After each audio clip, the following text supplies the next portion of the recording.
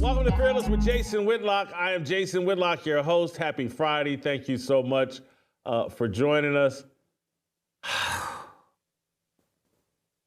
Today, I'm at the brink of defeat. Tomorrow, my last best hope for this Colorado run to end.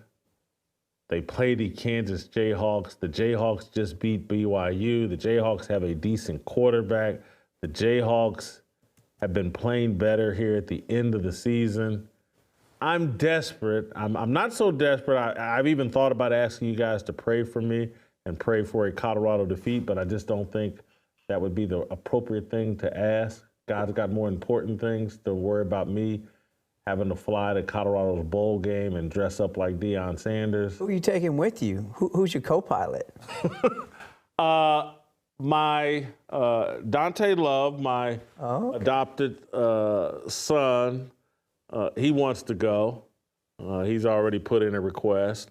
May have to take you there for filming purposes. Anthony wants to go. This thing could get very expensive. We need a crew. But I don't know. I may Dante. It's been a minute, and he just had his third kid, and so he needs a little break from his girl and 3 babies. So I think Dante's going for sure. You and Anthony, I'm not sure. But I'm not giving up because the Kansas Jayhawks could pull this upset, get the ball rolling, get some momentum, and then the next thing you know, Oklahoma State comes in and finishes the job. But anyway, we're going to bring Steve Kim in to talk about my last best hope. I want you guys to go to fearlessmission.com, visit the site, become a subscriber, use my promo code Fearless40, save $40 on your yearly subscription. Steve, can you help me out here? Do I have any chance at avoiding catastrophe? I like the way the Jayhawks have played the last three weeks. Colorado's got to go on the road. I think the game will be at Arrowhead Stadium. I think that, Kansas will have a decent home field advantage. At best, what are they, 4-6 or whatever they are, 3-7? I'm not sure what they are record-wise, but that's about the best you could do. Do I have any chance here at surviving the weekend? Much better than last week. I tried to tell you the Utes, they had no shot. They were just too bad offensively. The quarterback situation was bungled. Now the Jayhawks, rock chalk. This is one of my favorite programs for some reason. It's kind of the Cinderella story with Lance Leipold. If you examine their season, Jason, they're not that far away from actually being a 7 or 8 win team. Most of their losses have been excruciatingly close. and they lost a game or two literally in the last minute. So I look at this team as an example of sometimes you are better than your record. Now, here's what Kansas has going for them. They have a quarterback in Jalen Daniels that's very athletic, dual threat, very strong running game with Highshaw and Devin Neal so they can control the ball, and they have some speed outside. And their cornerbacks are actually guys I think have a chance to play at the next level. So there are some possibilities. If they can shorten the game offensively, they have, I believe, an opportunity to play spoiler. I actually tweeted that on Saturday afternoon. I said the Jayhawks, they can impact what happens in the Big 12. But again, can anybody in that conference stop the track team outside at Colorado? I expect a high-scoring game that'll come down to the last 10 minutes. I love that prediction. And what about the irony of this? There's no football stadium in America that I've spent more time in. No football stadium in America. Yeah. Not Ball State's football stadium, not Warren Central High School's football stadium. I've spent more time at Arrowhead Stadium than any football facility. I mean, for 16 straight years, I went to 8 home games a year, a couple of preseason games. I was there 10 times a year. That's about 160 games I've probably seen in Arrowhead. Time you factor in Kansas and Missouri used to play occasionally at Arrowhead Stadium. I think maybe Arrowhead had a bowl game or at some point, or other teams would come in and play. And this is where my desperation, it's all going to be decided at Arrowhead Stadium, a place, a facility, a fan base that I know well. You know, I was probably, as a columnist in Kansas City, I was as it relates to the college towns, there was Kansas, Kansas State, and Missouri. I was most associated with Kansas. They had the great basketball program with Roy Williams and Bill Self still there now. And so I was a bit of a Kansas fan. And so I'm counting on Kansas to bail me out here. I think there's something in the air that they're going to give me hope, a chance here that they can pull the upset. I don't think they can win a high-scoring game, Steve. I really don't. I think Kansas's defense is too good for a high-scoring game. I think Kansas is going to have to slow them down a little bit. If it's a high-scoring game, it's going to be 48-38 Colorado.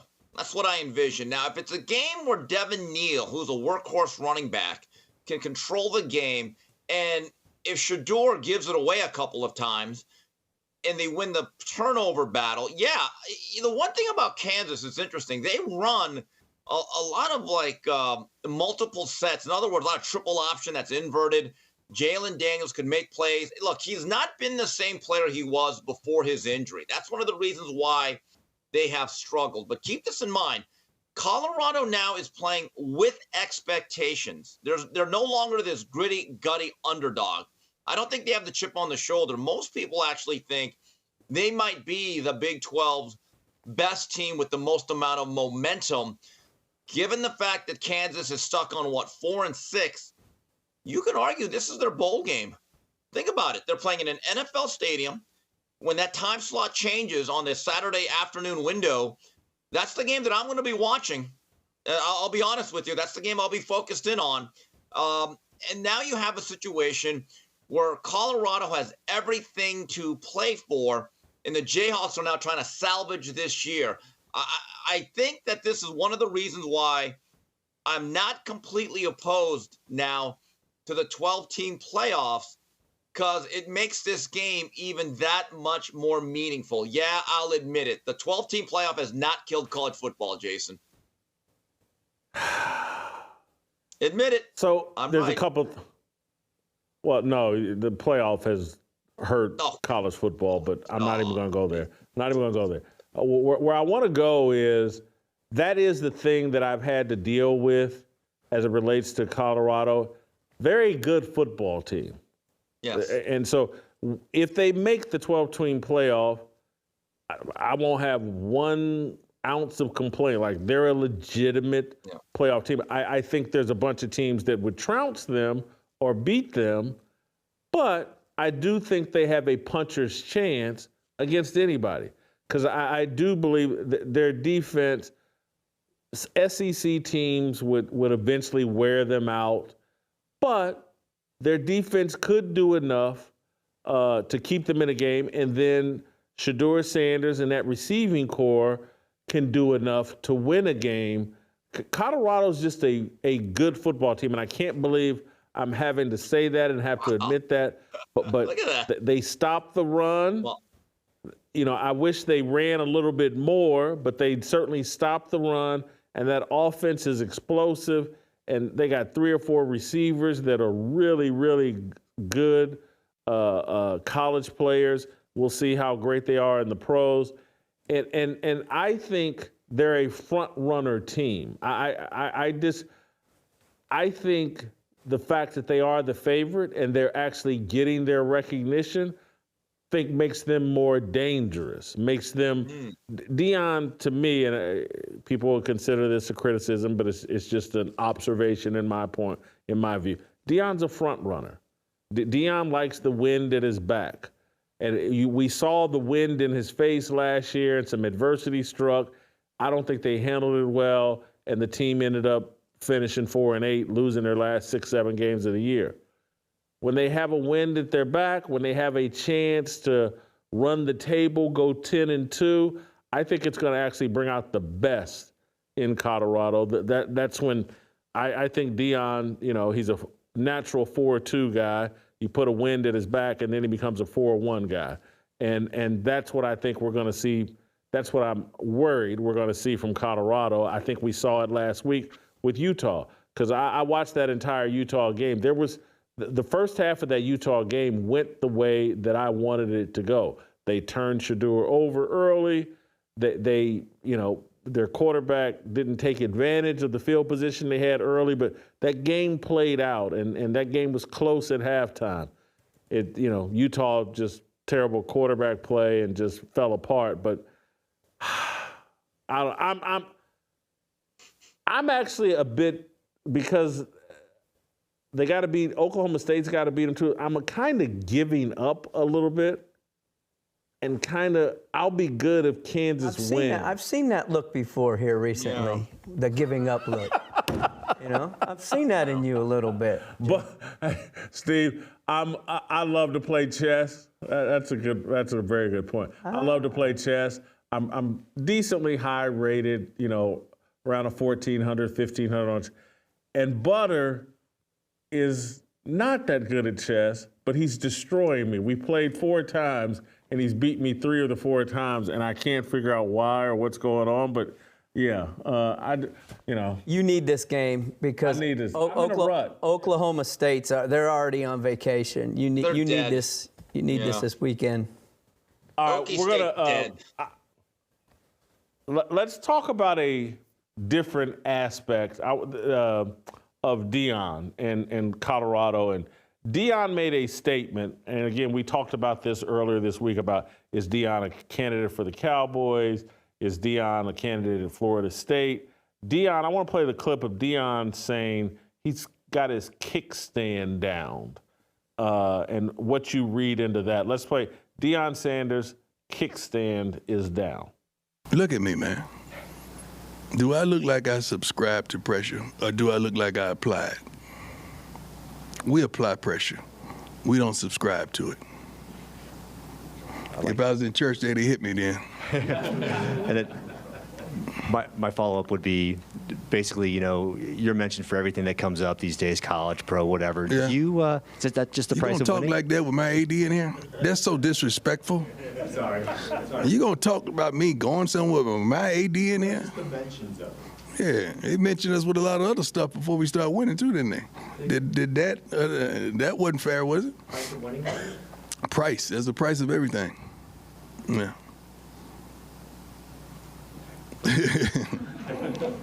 Coach Prime, I'm keep going with that. I'm well happy. I'm happy where. Hold on one second. I'm happy where I am, man.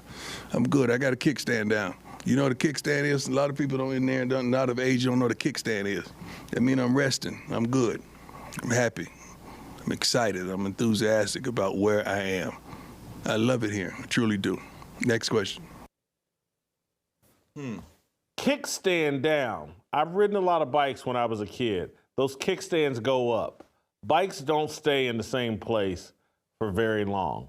So if Deion thinks he's saying one thing with that analogy, I think he's saying something else. And I think he's saying, like, for the right price, I'll kick this kickstand up and I'll be biking to Dallas.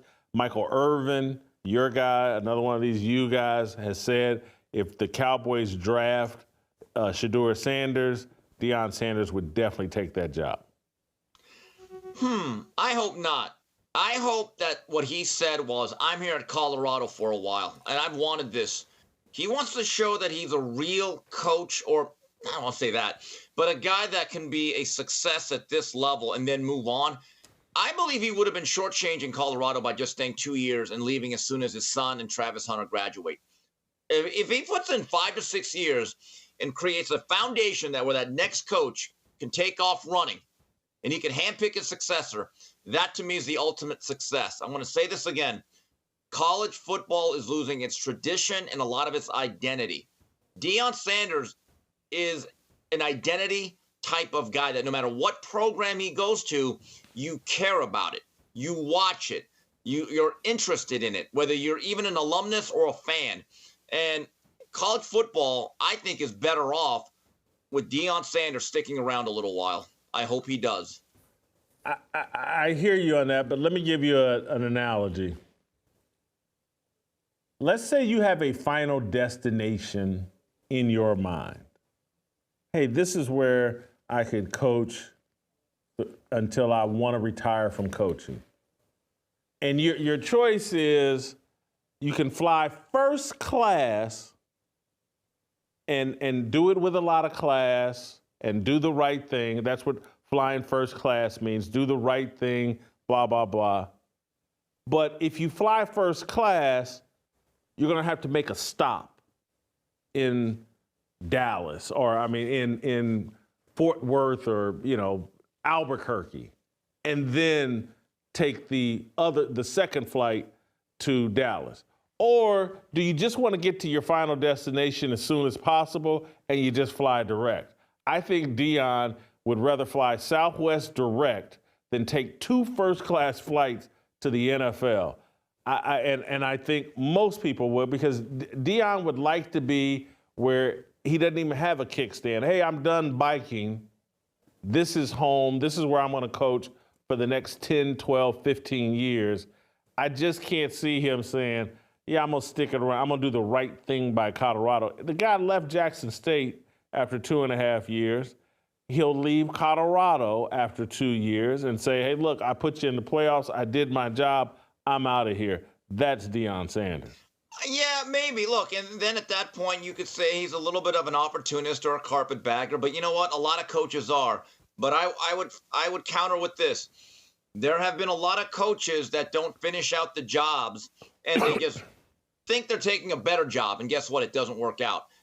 We still have not gotten definitive word if Deion even wants to be in the National Football League as a head coach. I think I've seen statements where he says, no, I'm good here leading and shaping young men. Now, whether we like the way he does it or not is immaterial. He may actually like this role as the older mentor. Who knows if he really wants to deal with men who've got other types of problems at age 28, 29 to 30. I think it's a completely different job. Who knows? He might surprise all of us by actually settling in at Colorado and building his own program for the long term. Yeah, I don't think it's completely out of the question. Shocked. I think we've seen the landscape of college changing rapidly. I don't know that you have the 10, 15-year coaches in college football with the transfer portal.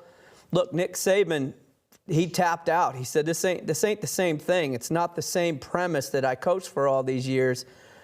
I'm not sure you're hanging on to something in the college level.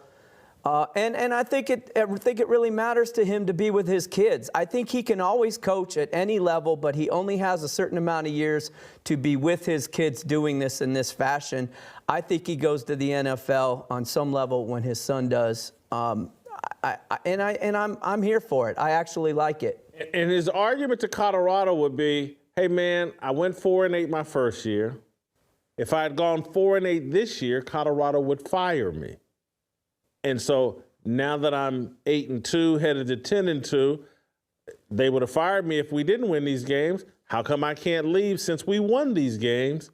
Deion has no problem evacuating the building and moving on to a better opportunity. But I'm going to press pause here because I want to talk about another huge game, the actual biggest game of the weekend that doesn't involve me. But before I do that, I want to talk to you guys about preborn. If we've learned anything from this election cycle, it's how important it is for us to fight, and fight. We also learned how desperately the left wants to fight to take babies' lives, which is why every day Preborn Ministries fights for those babies. Preborn's network of clinics is positioned in the highest abortion areas, and they're fighting for mothers who are deciding between life and death for their unborn children. By introducing a mother to her child on a free ultrasound, they double the chances that the mother will choose life. Then they show those babies and the mothers God's love by providing additional assistance for up to 2 years. When those on the left shout abortion, we must shout life. Will you help Preborn in its quest to save babies' lives?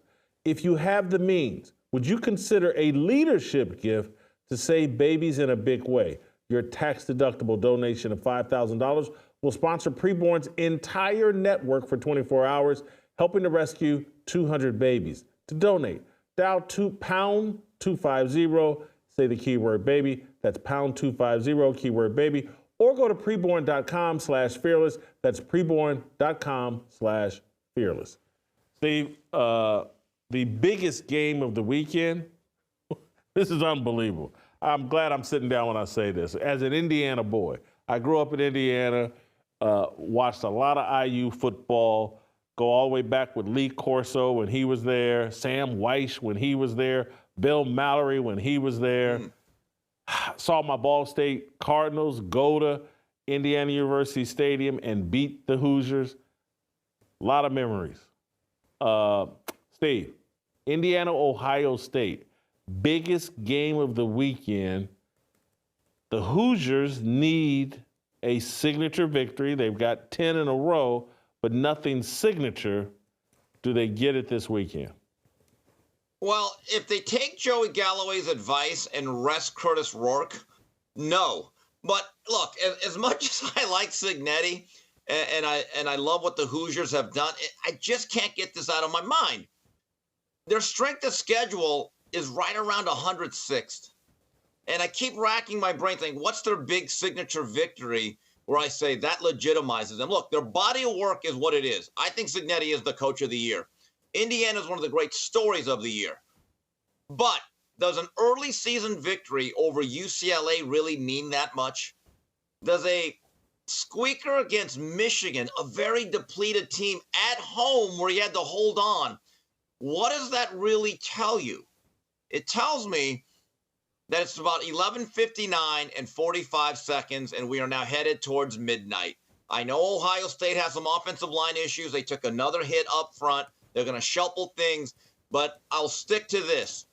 Ohio State probably has no worse than the second or third most talented roster in the country.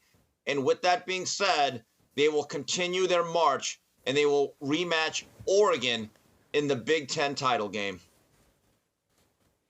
Ohio State's favored by 12 points. And I just, Ohio State's favored by 12 points. They do have the talent, edge, and advantage. The bettors all think that. I like Indiana in this game. I think it's the biggest game in Indiana's history of their football program. I think I really like Indiana. Steve, we can't. I got to circle back to our Deion conversation because we cannot. We forgot to talk about one aspect of the Deion conversation on Thursday. That five-star quarterback Julien Lewis committed to Coach Prime and the Buffaloes, and so I do think that's another indicator of that, man, he's getting one of the best quarterbacks in the country.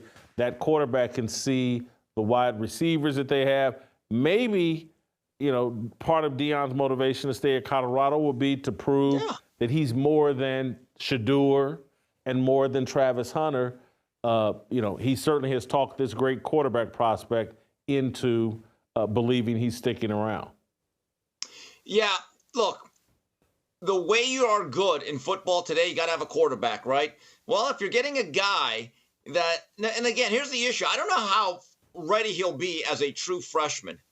That's the key, though. But when you look at what Colorado runs offensively, it's a fun style. Now, there's no guarantee that this young man, Lewis, is going to be as good as Shedeur. I would assume he's not going to be as good as Shedeur starting next September. But the fact that they're actually now picking apart top 100 players to come to Boulder, Jason, doesn't that kind of suggest to you there is actually a foundation for the long term being built at Colorado? Look, man,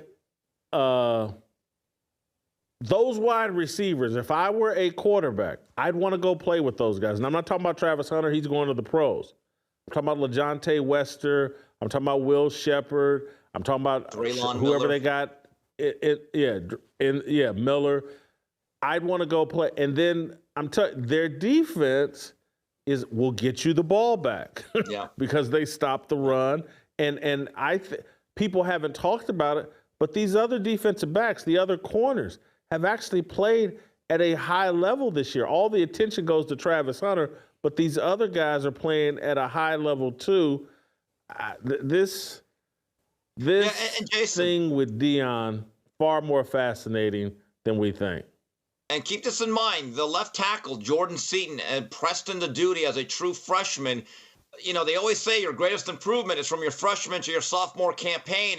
To me, look, they're not great or elite, but under the direction of Phil Loadholt, what a long NFL career, that looks like a pretty good unit, much improved from last year. So the pieces are in place where any quarterback can get in there and have some level of success. I'm going to tell you the other aspect of this that's interesting that I didn't tell you we were going to talk about. Now that I remembered and the brain fart's over, but the other thing, this Julien Lewis, he announced he's going to Colorado on the Pat McAfee show. And I'm like, the quarterback is either black or mixed race. Yeah. Again, just talking about all these issues and transparency and honesty. I'm not trying to force the identity thing down anyone's throat. But I find it fascinating that the number 2 recruit in the country, some mixed race kid or black kid, is announcing this on Pat McAfee's show and not on Stephen A. Smith's show. That, to me, also speaks to where the balance of power is, where the cool factor is, where the young people want to be. Yeah. The Pat McAfee show, not on First Take with Stephen A. Smith. There's something to read into that as well, I think. Yeah, well, keep this in mind, though. Pat McAfee is on College Game Day, and he's playing a larger and larger role. So, again, that's his field, though. So that's the way I would read into it. Nothing. First Take, he's a Shannon Sharp's on that show. I get it that he's on College Day, and he's a punter, man. And I'm not even knocking him. I'm just saying he's got the power. He's got, yeah. But when I think of Pat McAfee and that show and the fact his partner, A.J. Hawk, I think of that as much more as a football show and as football guys than Stephen A. Smith, who still doesn't even know some of the rules. That's an excellent point. And he's a basketball guy that doesn't know much about basketball and is putting out highlight tapes. These commitments, though, just keep in mind on the way out of this, these commitments meant a lot more before the transfer portal. They're saying he's going to sign December 4th, Butter. It ain't that long. We're what? About my math is 22nd. It pinned you to that program in 12 days away from December. It pinned you to that program in a whole different way than it does now. If Deion doesn't remain there, or if it does change, he's got out. So that commitment in the transfer portal, to me, it neutralizes that a little bit. Look, man, the guy decommitted from USC. He's thinking about Georgia and Colorado. He just chose Deion, knowing that all these rumors are out there. Trust me, Julien Lewis, he's the number 2 recruit in the country. There's millions of dollars right now at stake for him in college football, not even down the road. These guys are getting $5, $8, $10 million deals in college. That Colorado just ponied up and got them the second best recruit in the country, arguably the best quarterback in the country, coming to Deion Sanders. That screams like Colorado's all in, and they know exactly who they're dealing with as it relates to Deion Sanders. We're not long away from hearing that Colorado is going to pay Deion to keep him out of the NFL, or at least make it hard for him to go to the NFL if the Cowboys draft Shador, or whatever team drafts Shador and maybe wants to bring Deion. Colorado probably announced that Deion's going to be making $20 million a year very, very soon. Seriously, you think I'm crazy, Steve? Yes, you think I'm crazy? I do.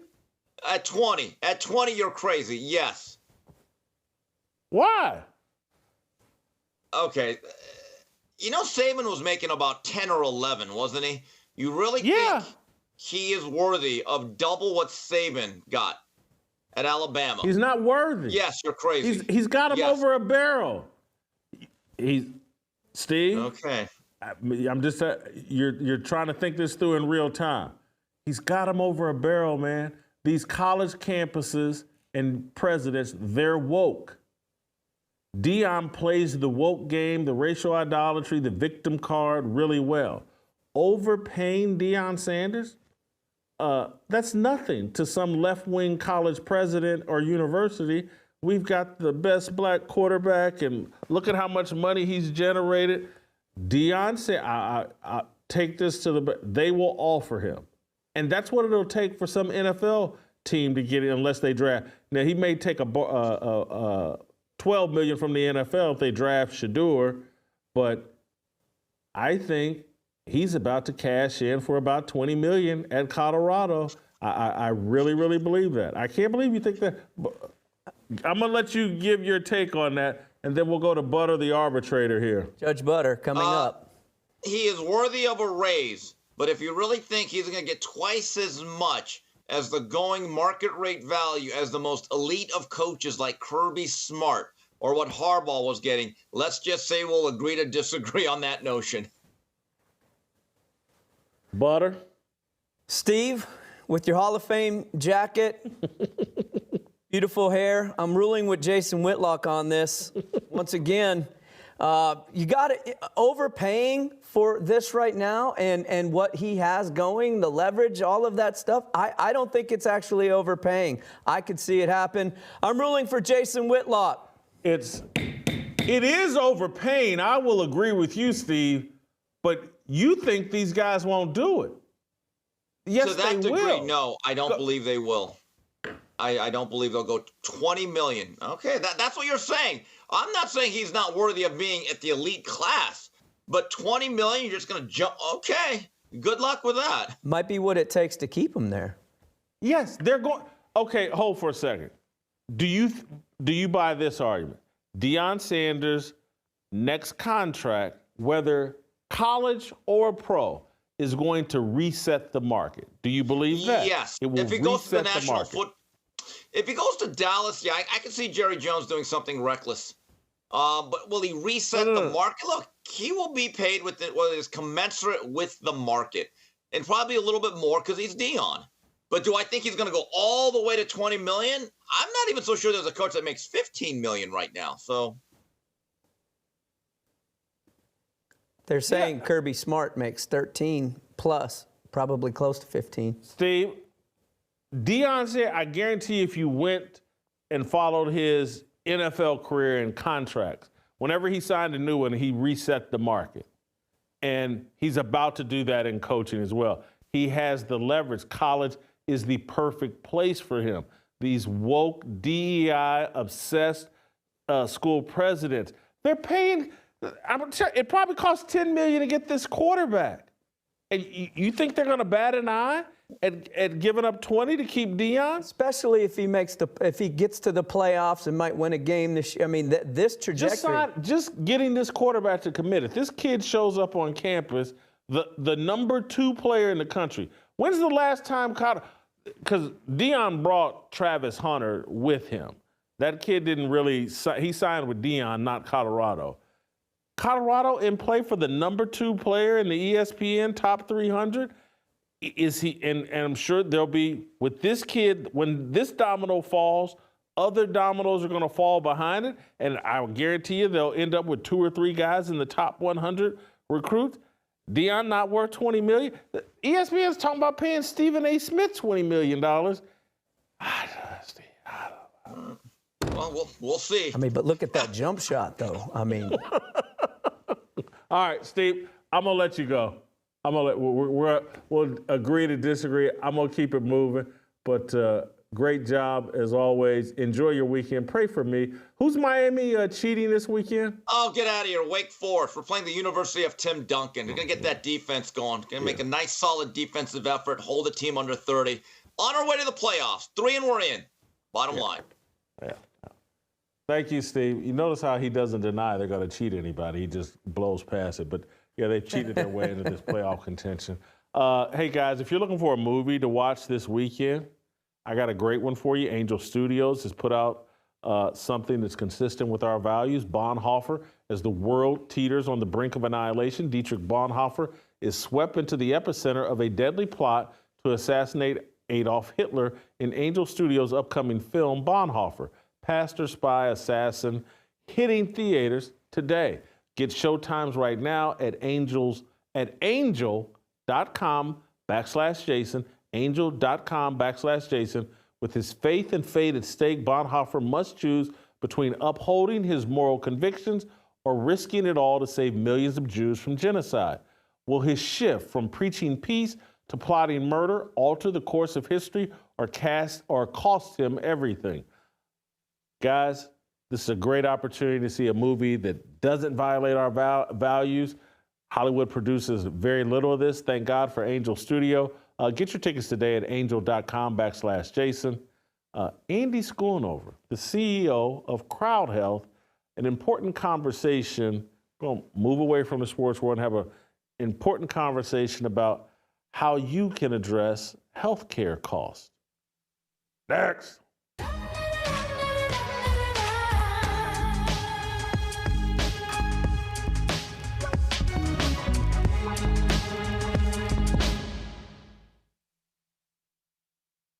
Welcome to Extra Fearless with Jason Whitlock. I am Jason Whitlock, your host.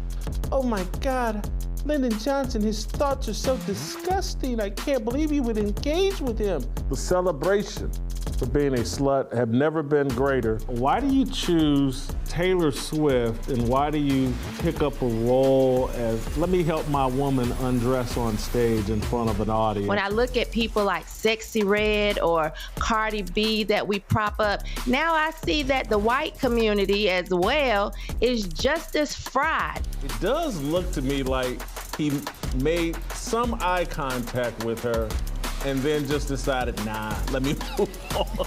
The BET Awards seems like a psyop at this point. It's just Democratic brainwashing. Get in there and fight for all the things. Steve, that's it for you. I'm done.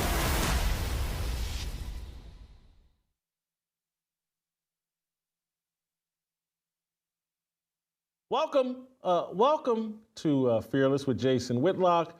I've got some special content, a special conversation I want to share with you guys, particularly those of you that are business owners, whether small or just people that have felt the crunch of the economy, the crunch of a healthcare system that's running inappropriately and inefficiently.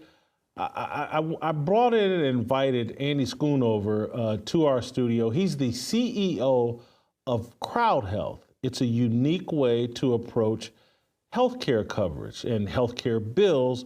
But beyond that, I brought Andy in the studio here in Nashville because I wanted to have a conversation about the Affordable Care Act, the opportunity we have right now with Donald Trump and RFK Jr.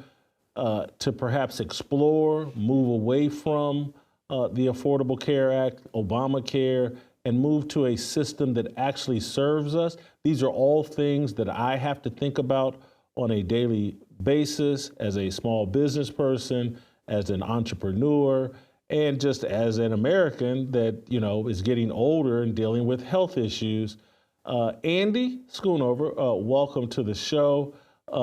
Thank you so much for flying in and having this conversation with me. Andy and CrowdHealth have hopped on board as a sponsor of what we do here at Fearless. But beyond that, I find Andy fascinating just because of what you've been through and how you moved into this lane in CrowdHealth and a unique way to approach healthcare. Andy, if we could just start with what happened with you and your young child and how did you get here? Yeah, thanks for having me. Really appreciate it. I'm a big fan, so it's fun to be in studio. Yeah, so this is my second healthcare company.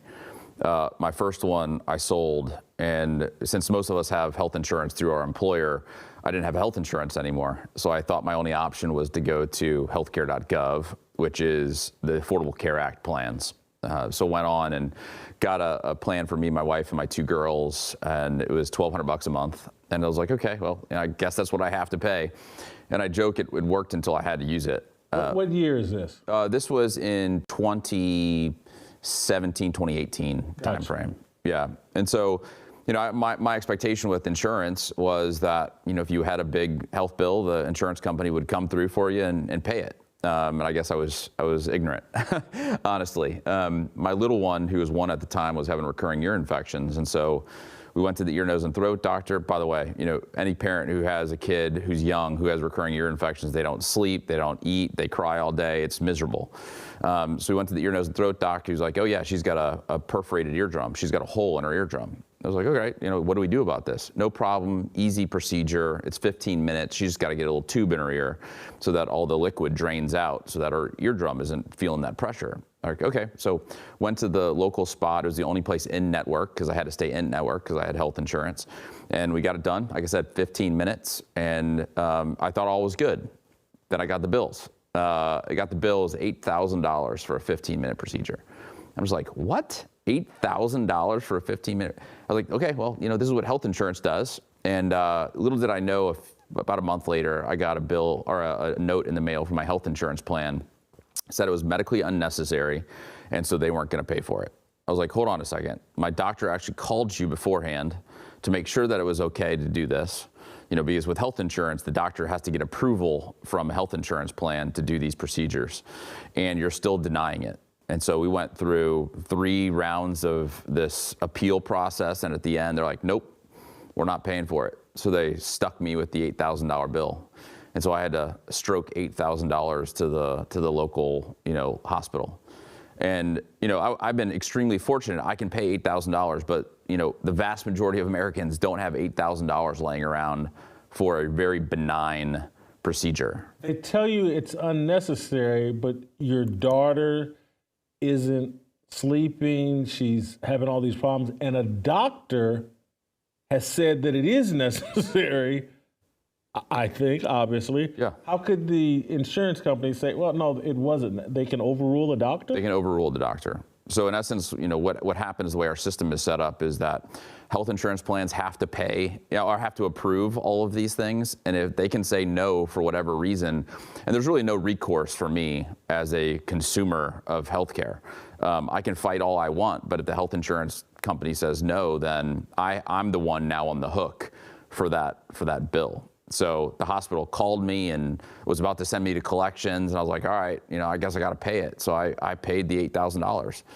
And it was at that point I called the insurance company. I was like, listen, if you're not going to pay my bills, I'm not paying your bills. And I quit. So I became uninsured at that point, and have now kind of lived the last say 5 or 6 years being uninsured and trying to figure out how do you viably work outside the health insurance system. And I kind of said, it's been delightful. I'm delightfully uninsured. There's a couple of things that just came to my mind as I'm listening to that story. It's almost like the health insurance company is the real doctor. Yeah. They have final say so. It's not you and the doctor. It's the insurance company is the end all be all. That's one. And then two, you say you've spent the last 5 or 6 years uninsured. That's by choice. You're not financially strapped. You could. Totally by choice, yeah. And so why, or what have you discovered, or what's the better way? Yeah, well, back to that appeals process where the insurance company actually is the one deciding whether or not to provide me care.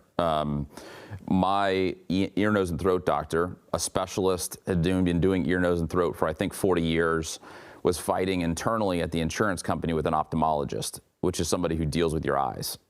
Right. So this doctor internally at the insurance company was the one saying no, versus an ear, nose, and throat doctor who actually looked in my daughter's ear and says, oh, there's a hole in her eardrum.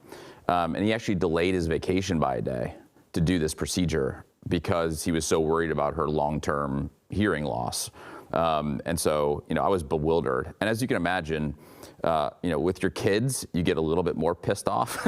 If it was me, I'd be like, all right, this sucks, but it was my kid, that they said no to. So, okay, someone might be listening and say, well, he's just got the wrong insurance company.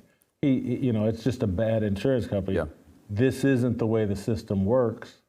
No, what people don't realize is that nationally, with the Obamacare plans, about 1 out of every 6 claims are denied.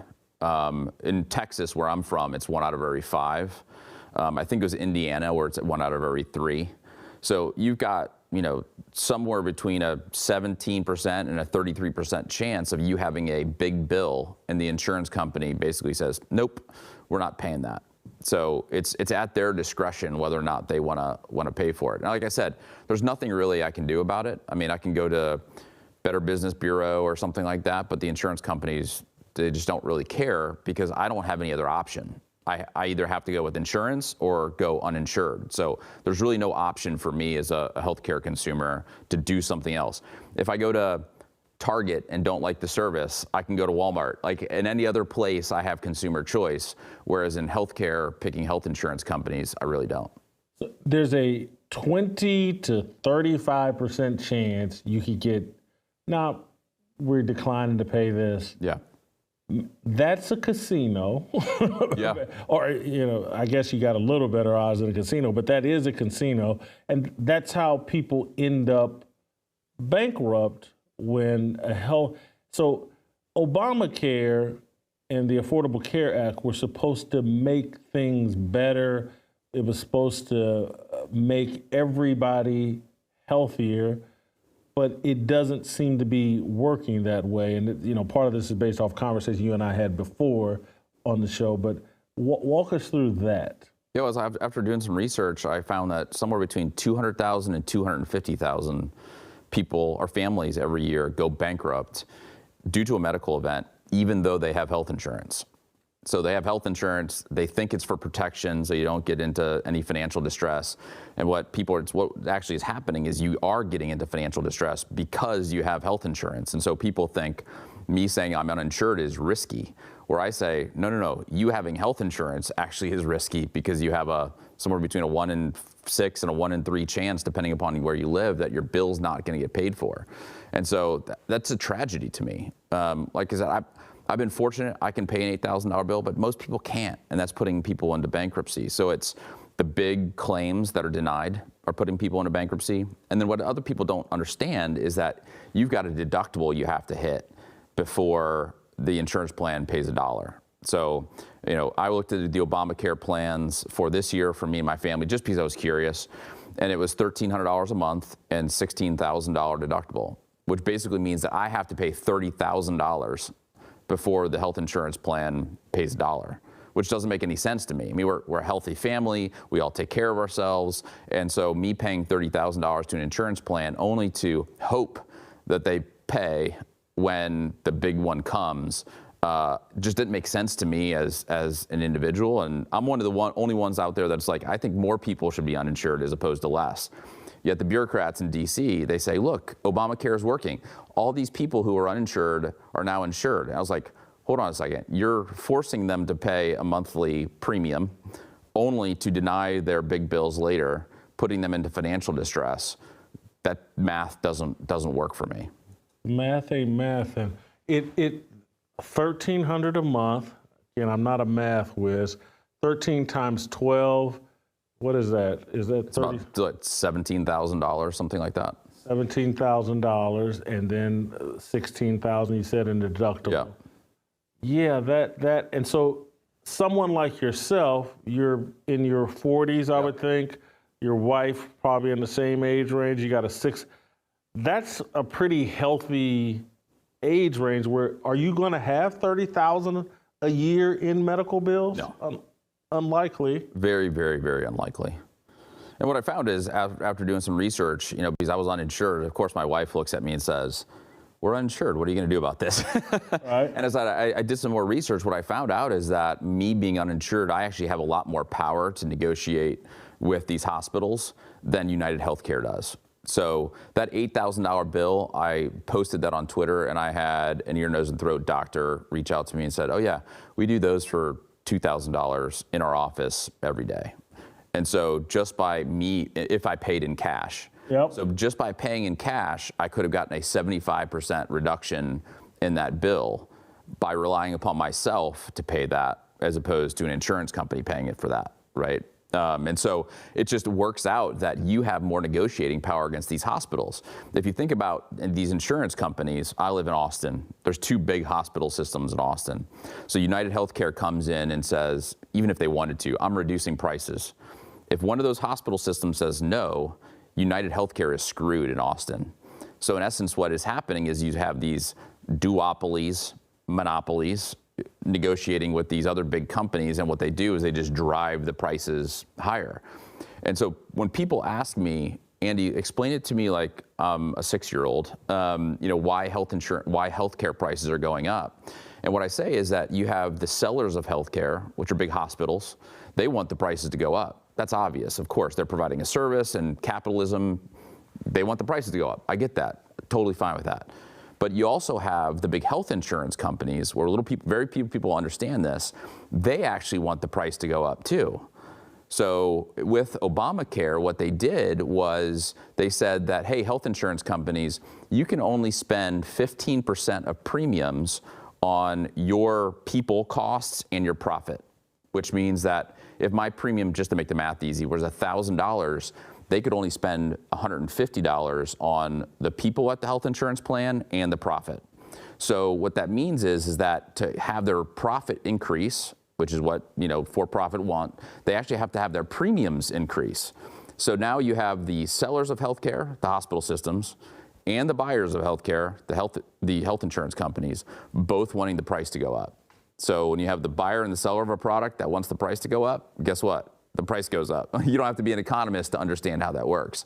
Andy, I'm a journalism major. I'm a good writer. I told you before the show, I went to Ball State. So we're going to have to dumb it down just a little bit more for me. I think that was good, but sometimes I just need to hear it over again so I fully understand it. The premiums that they can charge, that's what they charge you a month for the insurance. Yeah. They can only take 15% of that money and spend it on what? On the people at the health plan, so all the administrators and all those, and profit. So the insurance company can only take 15% for their corporate use. All the rest, 85%. What's that? That's on care for their people, for their members. So you have to spend 85% on medical expenses and 15% on administrative and profit. So how do you allocate more for administrative and profit? You have to have the medical expenses actually go up over a period of time. So that means premiums have to go up. So they actually, over a long period of time, they want prices to increase. And so that's the challenge with our system, is you have both sides of the equation wanting the price to increase over time. So over a period of time, they want the prices increased, but let's think about this year, right? Let's just say I have 1,000 of premiums and the amount we're spending on medical needs is approaching, not 85%, but it's going to 86% or 87%. Well, that's now taking away from my profit. So the insurance companies say, okay, well, I gotta knock down that 87% to 85, right, to maximize my profit, which means they start denying claims. And there was an article, even in those last 2 weeks, the company that the insurance company uses to approve or deny those claims, they actually have like a little gauge where it says, I'm going to make it harder to approve or less hard to approve, depending upon what the insurance plan tells me they need to do on their end. So the information, remember I told you that the doctors have to get approval to do this. They make it harder to approve those procedures or less hard to approve based upon how they're doing financially during the year to maximize that 15%. So in year, you're screwed because they're going to deny claims. Over any kind of length of period of time, you're screwed because they actually want premiums to increase. So we have a principal agent problem, is what they call it in economics. They're supposed to be our agent. They're supposed to do what's best for us. But in reality, what they are incentivized to do is to do the worst for us, both short term and long term. And so that's why people are really pissed off with health insurance. Did you ever watch, there was a TV show, it's my favorite TV show, called The Wire. I haven't seen it. Yeah, it's about police in Baltimore and drug dealers in Baltimore. And they talked about how the police stations would juke the stats in order to have them be in favor of what the mayor is promising or city council's and that's, I'm listening to this, takes me back to The Wire. It's like, they're juking the numbers, they're playing with the numbers. Yeah. And it's just all a game being played that we don't even know is going on as a consumer, but that is what's going on. And so do you think that when I hear RFK getting involved and Make America Healthy Again and the HHS? Yep, HHS. He's been put in charge of. Is this something he can impact or influence or even just use his platform to make us aware that what you're talking about is going on? Like, I think his big thing is transparency. And what we've been talking about is a system that's not transparent. People don't understand the financial incentives, the financial motivations of the people who are trying to take care of us. And what I'm hoping, and through talking to a number of people who he's either said is going to be in his administration or are most likely to be in his administration, is he wants to open this up transparently to everybody so people know what they are buying. Hopefully people will start to understand that these incentives are really messed up and will try something different. And that's what I'm banking my company on, is people will try something a little bit different that actually has incentives totally aligned with you. Because I think the world revolves around financial incentives. For the love of money is the root of all evil, right? Like, that's what the good book says. And I do truly believe that people will focus on the incentive of making the most dollars and not on the incentives of making me, the member of whatever insurance plan, the healthiest that I can be. So I think he's going to shine some light on this, which, as we know, light is the best disinfectant. You shared a story with me before the show about a case study you all did with Latinos with diabetes and just how a company was like, no, we don't want those results. You're fixing problems. Yeah. Walk us through that story. Yeah, this first experience, what they call the medical loss ratio is the technical term. That's that 1585%, was back about 15 years ago. So this was just starting to creep into the way that health insurance plans work. And I was doing a project with diabetes patients down on the border of Mexico, in the Rio Grande Valley of Texas. And what we were doing is we were working with them to lower their diabetes. So A1Cs is kind of how you measure your blood sugars in your body. A normal person has something in the 4 to 6 range. If you're above that, you're either pre-diabetic or diabetic. Well, these people had 9, 10s, and 11s, so twice the amount of a normal person. And so as we walked through them, how we could change this, they were Hispanic, and so they were eating lots of tortillas. And so we said, hey, you got to cut the tortillas because that's impacting your blood sugars. And they're like, that's not sugar. I've had 3 tortillas with every meal since I was 5 years old. And we said, okay, well, have 3 tortillas every every meal this week and take your blood sugars, have 2 next week and take your blood sugars, and 1 the following week. And what they did is they saw their blood sugars decline like this. So after about a year of doing this, we saw about 75% of the patients actually get into a non-diabetic state. And again, these were bad, 9, 10, 11s. And 25% just didn't pay attention because they wanted to continue their lifestyle. But I went to the plan who was sponsoring this, and I walked in thinking I was going to be their savior. And the chief medical officer was like, yeah, great job, and then as I left, I was notified that they were canceling the project. And I was like, hold on a second, why are they canceling this project? And I came to learn that, as we kind of talked about, if you reduce the medical expenses too much, then your 15% has to shrink too, which means you either have to cut salaries, you got to lay off people, you got to do all of these things that has a negative financial benefit to you, even though your members are healthy. And so they cut the project because we were actually doing too well. And this is what I learned, from the subordinates of this in this health plan. I was like, and that's when I realized, I was like, man, our health insurance system is totally screwed up, and the Affordable Care Act was created by bureaucrats in DC who thought that, if we limited the health plan to 15%, they're not gonna, reap all the rewards in this for-profit organization from us being healthy. But in reality, what it did is it made the incentive so perverse that they are now incentivized to have you being unhealthy as opposed to healthy. And that's where the shit hits the fan, excuse the language, but that's the challenge that we have with our system. That my belief, and a lot of people's belief, I'm not alone out here, is that this whole system, it's not just the healthcare system, but it's just like this whole energy we've had going on in this country is like, they want people broke and sick, period. End of story. So we rely upon them.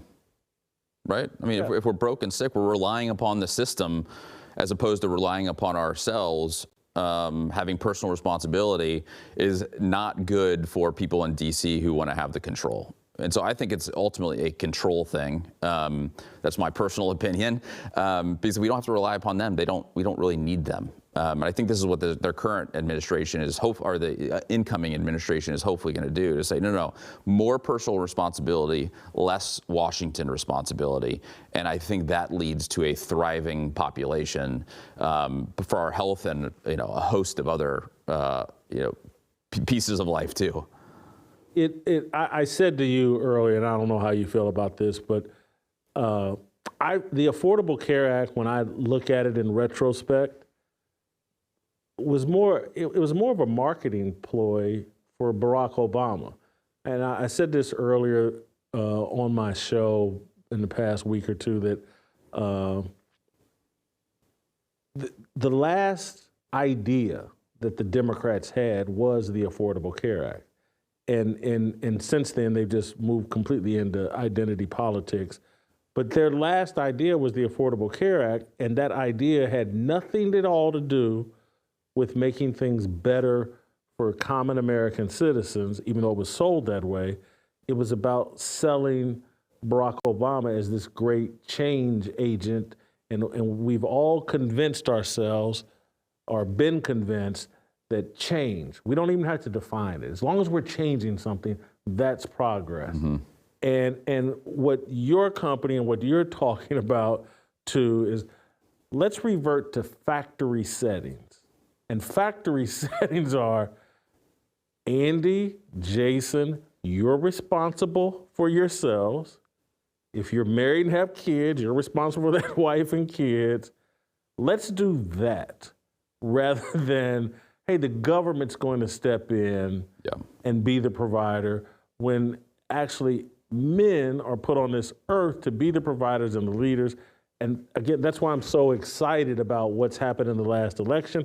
So we've had RFK Jr. has been here to Nashville, been on the show with me, thoroughly impressed with him when he was here, could see his courage.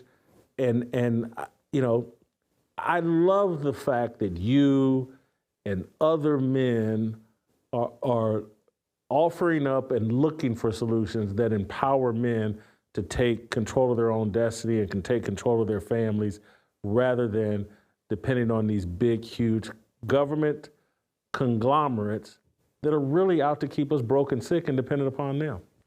Yeah, I mean, and I think, if you looked at the Affordable Care Act, it's going to be affordable and it's going to be better care. Like that's the 2 points. It's become less affordable. Healthcare prices have actually gone worse, not better, and the care has gotten worse. So chronic conditions are at an all-time high. Diabetes is at an all-time. I mean, all of these conditions, there is no change in that, and actually it's gotten worse over the last, say, 15 years since the Affordable Care Act has come into place. So it was a fail on both. And again, I think it goes back to bureaucrats in DC thinking that they know what's best for me and my family, as opposed to letting me do with that. The other part of the Affordable Care Act that a lot of people don't talk about is they say, oh, well, your employer now has to give you health insurance. And very few people understand the fact that for a family of 4, it costs $25,000 to provide you with health care for the year. Now, people are saying, oh, my employer is paying for that. And I'm saying, no, you are paying for that. That $25,000 could be given to you because it's on the same expense line, salaries and benefits. They could give it to you and allow you to do what you want with your health care, as opposed to a big corporation telling you what you need to do with your health care. And so now you're putting the government, your corporation, your insurance company, all between me and my doctor to make the best decision for me. It's not the best decision for me anymore. It's the best decision for my corporation, the government, and the insurance company. And so that doctor-patient relationship just isn't there anymore. I always say, like, if you work for whoever pays you, well, guess what? The doctor is getting paid by an insurance company, not you. So he's working for the insurance company and not me. And let me tell you now, after having been uninsured for 5 or 6 years, when I go in and I tell the doctor I'm paying, it changes the entire dynamic. Like he's like, okay, oh, now you're my customer. I have to please you. You have to please me, not an insurance company. And it totally changes. And it's better, the doctors love it, I love it, because now it's between me and doctor, as opposed to all these other third parties getting involved in my healthcare. So why is CrowdHealth a better idea? What is the idea behind CrowdHealth? How does it work? Yeah, and so what we wanted to do is kind of like go back to the future, because back before health insurance, you were in a community, and that community would help you if something big happened. Think of the big agrarian communities in the past. If somebody got hurt and they needed their fields plowed or whatever, like the community would gather around them and help them. And so what we're trying to do is build a community that says, hey, Jason, if something big happens with you, we've got your back. Not an insurance company, not the government. We as a community will help you. And so in essence, what happens is for the little stuff, the schoonovers will pay anything under $500, which I think everybody can come up with $500 somehow. You own that. Just like you don't pay for your oil in your car. Car insurance doesn't pay for that. They don't pay for new tires. They don't pay for those types of things. You can pay for the little stuff. But when there's the big stuff, then let's submit that to the community. They can help you directly with those funds. And so it's a community-driven approach as opposed to an insurance company or a government approach. So if Jason were to break his arm and it's $5,000, we would go to 50 people in the community and say, hey, will you help Jason with his broken arm? And if they say yes, then $100 goes from their bank account to your bank account. And at the end of the day, you have $5,000 to now go pay your doctor directly in cash at the point of care, so that he doesn't have all the bureaucracy of billing health insurance and all the approvals and all that kind of stuff. It's now between me and him because I have the cash to pay him. And that is resulting in monthly rates that are about half of what health insurance plans pay. So you take the insurance company out of the middle, you save about half on average. What does CrowdHealth do? What does Andy Schoonover do to make sure I'm in a community that will live up to what they say? Yeah, it's a great question. So when Jason submits his bill to say I'm a member of the community and you're asking me for help, CrowdHealth is in the middle of that and says, hey, here are the 50 people I'm going to ask for you, Jason. When that bill gets sent to the community member, I know something about you that helps me decide if I want to help you. So if you've been asked the last 10 times and you've said yes, yes, yes, yes, yes to other members of the community, then you've been a great community member. Like, you're a giver and a taker. Like, that's what communities are, right? If you've said no, no, no, no, no to all the people that have asked you, you're not a good community member. And so I'm not going to give to Jason because he's a taker and not a giver. And so that is kind of the engine that drives this, is saying, hey, we want to be a part of a really good community. And so 99.8% of the bills that have gotten submitted to the community have gotten paid. And this is everything from little virtual pediatric visits to, you know, we had a guy who was in Montana. He was fishing. He had a 44 in his holster because he was in bear country. He leans down to catch the big one, you know, and his gun falls out of his holster. Hammer hits a rock. Bullet goes off, goes into his calf, out the back of his calf, into his thigh, up the top of his thigh, into his chest, and out the back. He said he looked down and green stuff was coming out of his chest. He's like, I'm dead, you know? He had to get medevaced out by a helicopter. That's $1 million bill. That's not something he can do on his own. But we get that bill, we negotiate it for him on his behalf. We send the result to all the community members. The community members are like, of course I'm gonna help this guy. Like, he's been a good member of the community. And this bad stuff just happens. He's out living life the way that we should be living life, right? And so, you know, his bills get funded through this community-based approach. And there's no health insurance company in the middle. And those bills that we negotiated for him are, again, about half of what United Healthcare would pay. This sounds like such a marvelous idea for churches. Yeah. And for, you know, some people belong to really big churches, and that promotes even more community accountability. But it seems like this is an area that would be just ideal for church communities to embrace. And I'm just listening to you here in real time. What else am I? Who's qualified? Who can join these communities? Anybody or? Yeah, we're open to anybody. I mean, there are kind of church communities that have done things like this. And actually, our inspiration was they do this in Kenya with communities. They've got, you know, small, tight-knit communities. The Amish also do it. And so there's little pockets of places that have done this. But what we want to do is open it up to everybody. You don't have to be, you know, a Christian or Jewish or whatever. It's open to everybody. And so anybody can join. The only thing we ask is if you're not a smoker. So if you're a smoker, then you can't. If you are obese, then you can't. So we just say, hey, we want people who, you know, are taking care of themselves and having that as a priority to join the community. Because I also don't think that I should have to pay for people who don't live, you know, good lifestyles. Like, you have to own that. And if you want to live a good, healthy lifestyle, then you can be a part of our community. We'd love to have you. We just think that's the fair thing to do. I was telling you before the show, you know, as someone that's overweight, I think about how the unhealthy people are a burden to healthy people. And there's all these hidden costs. I saw a woman posted on X last week at some point, I read it, and she was talking about Lululemon and buying yoga pants from Lululemon. And she said, I'm a size 0. And I go to their website, and a woman that's a size 18 is paying the same price for her yoga pants as me. This is crazy. You might be talking about 2 or 3 times the material for the larger person, and so they overcharge the skinny person so they can sell the fat person the same thing. I think it's a very fair concept that you're talking about, and it also, what we've gotten away from in America is incentivizing good behavior, rewarding people for good behavior. You know, I get the importance of punishment, but it's probably more important to reward people for good behavior. And so, you know, what you're talking about doesn't offend me. I understand it, because it's just, I'm someone that says that unmarried people shouldn't vote. I'm unmarried. I don't think, my priorities as a single man are far less important than a man with a wife and 2 kids. You got a future to be concerned about.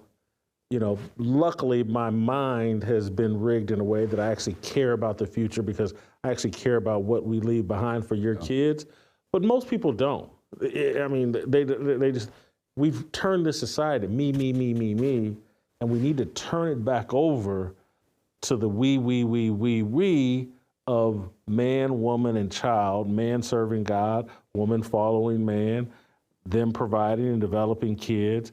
And those people need to be empowered the most. The healthy people need to be empowered the most. That's incentive for all of us to do the right thing, and we have to get back to that. Yeah, we have all kinds of people who have reached out to us and said, hey, I was overweight, I was paying a lot for healthcare, I wanted to see the financial benefits of joining CrowdHealth, and it took me 6 months to get under. I had one guy who was like, I don't know, 350 or 375 or something like that. And he sent me a picture like a year after he originally reached out, and we said, hey, you can't join because you're too overweight, of him and his wife finishing a triathlon. And he says, I'm a CrowdHealth member now. And so there was actually an incentive. He took action. He's now healthier, and now he's healthier for his wife and his kids and all those things. And so I think we have to create incentives that impact your wallet to create behavior change. And so that's what we're seeing with our folks. The other thing too, it's amazing because, as I mentioned earlier, my money goes directly from Andy to Jason to help. It doesn't go through a third company. It doesn't go through an insurance company. It doesn't come through CrowdHealth. And so we have people who, I'll give you one example. Miscarriages, it always happens where somebody has a miscarriage and we send out, and there's costs associated with that. We send out something to the community, and oftentimes the women will come back and be like, oh, I've went through that. I know the pain of that. I know what this family is going through. Like, instead of $100, can I give $200? And so, it does become we as a community, now that I'm contributing directly to another human being for something that they are really going through. And so what we say is fund humans, not health insurance, because we're funding other human beings directly as a community.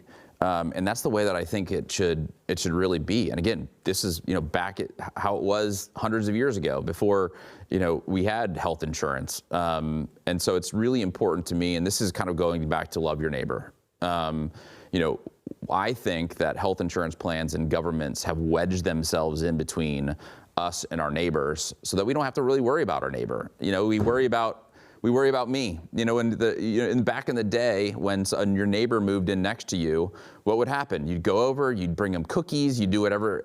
And now people look at it, and I'll express my sin too here, is like, you kind of say, okay, well, what did they buy their house for? Like, how much is my house worth, right? It's that, as opposed to like, no, we need to love our neighbor and go over them and welcome to the neighborhood, our first inclination. And I think this is a direct result of all these organizations getting in between me and you. And so that's what I think has happened over the last, especially 50 years in our country. We've lost love of neighbor because the responsibility has been given to big multinational corporations or the government to love our neighbor. And so in essence, what we're trying to do is say, no, we're going back to the way it should be, which is we're loving our neighbor by giving them, helping them directly, and not through a health insurance plan. You pay United Healthcare $1,000 a month or whatever it is. You don't know where that money's going. I think there was something today where I think the United Healthcare CEO is making like $25 or $30 million this year. It's going to him and his yacht. It's not going to Jason, who needs help with his broken arm. And so that's where I think is, if we can get back to the roots of loving your neighbor, I think there's behavior change, the way that we take care of ourselves. I think there's behavior change in terms of what we consume in healthcare. Because guess what? If somebody else is paying for it, United Healthcare is paying for it, we're going to try to consume as much healthcare as possible to make sure we get our money's worth. Whereas if you're a part of the community, they're like, no, I want to do what's right, because the community members are going to be impacted, not United Healthcare.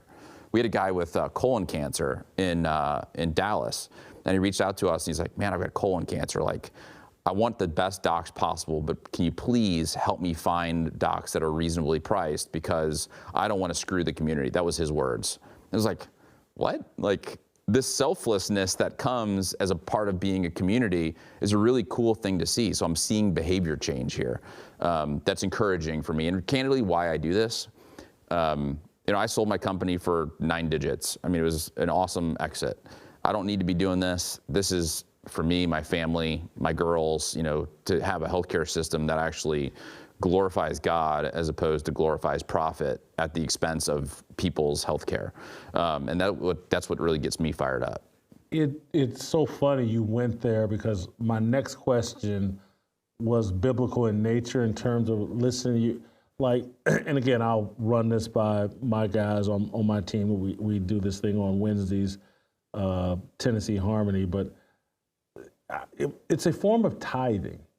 What you're talking about. And my understanding of tithing is like, there's other ways than just directly to the church, tithe your neighbors and all this. And for you to go right there about this is a way of loving your neighbor and backing it up more so than what we have considered loving our neighbor, the way it's been defined now by the world. It's by accepting whatever it is your neighbor does, no matter how immoral. You got to love your neighbor. You can't correct them. You can't say, hey, maybe you shouldn't have an abortion or whatever. You got to be more tolerant, but this type of loving your neighbor, being there when they're in need and in trouble, rather than just, hey, let me tickle your ears and tell you everything you're doing is great, and I don't care how loud you play your music or how much weed you smoke. This way of loving, it is far superior. This is a far more interesting and inspiring conversation that I anticipated. If someone wants to join CrowdHealth, where do they go? What should they do? What should they be thinking about? Is there anything else you need to inform them about? Yeah, joincrowdhealth.com is where you go. The great thing about this is if you're single, it takes you about 5 minutes to sign up. There's no open enrollment periods. You can sign up when you want to. You can leave when you want to. So there's no parameters around that makes health insurance really hard. I mean, very few people understand that if you sign up for your corporate health insurance now, you have to have that for the next year. You are required to pay for that health insurance for a full year. You can't bail out midway. For us, you can join when you want and leave when you want. And for a family of 4, it takes about 10 minutes to sign up. It's very, very easy to sign up. And we give you a code FEARLESS, and it's $99 a month per person for the first 3 months. So you get about half off of what you would normally pay for the first 3 months. What I tell people is like, look, if you think this is, kind of crazy, which, I love it when people say that, then just try it for $99. It's worth a shot, because my family saved something like $15,000 last year. Our average family with CrowdHealth saves about $10,000. And so is it worth the 5 or 10 minutes to sign up and then $99 a month to save, $5, $10, $15,000? I mean, I think that's a pretty good return on your time, and I think you'll love it. So you can go and search CrowdHealth reviews online, and there are just people who put, a lot of times you go to the review sites and they have like one sentence, like, this is great. Like, we have people who write paragraphs. Have stories to tell. One woman, lost her baby right after the baby was born, and the fact that we just love them really well through that. She writes about that. We had a kid who was in Colorado and went hiking with his dad, and he fell and busted open his face, and had to go get stitches and all that kind of stuff. And so we sent them a little mini climbing set with a little note that says, we hope this doesn't deter the little guy from adventuring in the future. And the mom just cried, because she's like, there's actually a healthcare company that cares about me.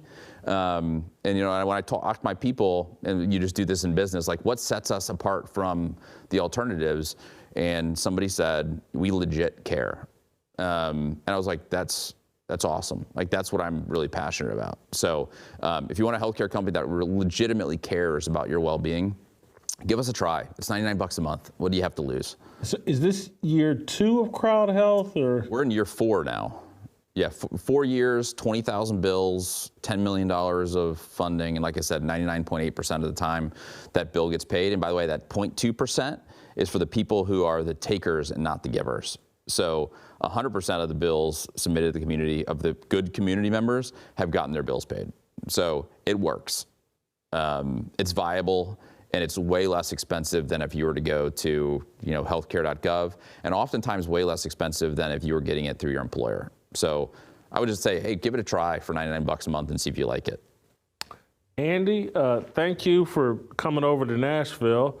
I hope you like hot chicken or country music. We got plenty of that. I like both, so. Well, thank you so much. Safe travels back. Thank you guys for watching. We'll see you next time. Looking for a breakout, feeling like a standoff, nothing in life like freedom. Came like a fighter, striking like a ladder, making all these moves for freedom. I want freedom. No negotiation, my system, no relation. We all just wanna have freedom. Sitting on a corner, never been alone. I'm breaking my back for freedom. Blessed, we are living, get back. We are receiving, all deceiving. We all wanna be free. We want freedom. I wanna be. I just